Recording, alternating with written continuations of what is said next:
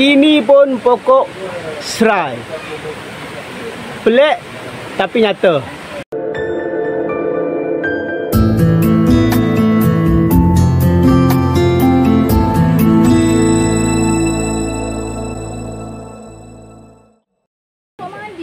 Ini serai biasa yang kita kenal. Kalau buat mandi boleh pakcik guna serai ni?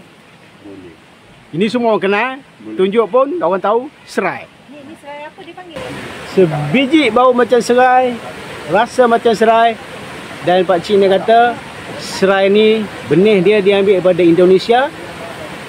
Saudara dia yang balik ke sini dia tanam. Dan dia pun dah cuba untuk masakan macam serai yang kita kenal biasa tu. Subhanallah. Serai tapi bentuk lain-lain. Apa sama je.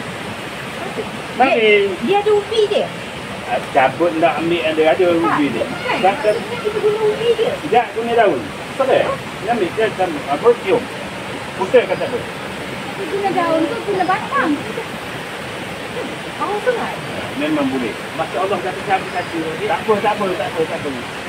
Dia tanam. Serai Indonesia. Memang serai. Bawang serai. Ini serai. Oh, insyaAllah.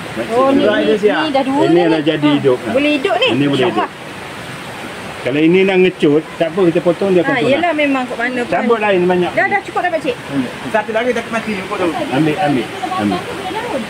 Guna daun. Ini Guna batang dia. ini first time tengok serai macam ni. Serai. Guna daun. Memang tak dijangka-jangka. Hidup ni. Boleh ni hidup. Ha. Ni anak kita Tapi tanam. kalau tak nak ni cantah ni. Catah berjari. Cantah dia tanah lain. Jadi kegunaan dia pun macam serai biasa kita. Macam serai biasa.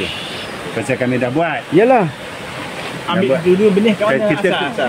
Di Malaysia juga? Indon. Hindu juga. Orang yang sama. Oh, dia yang bawa sama. balik.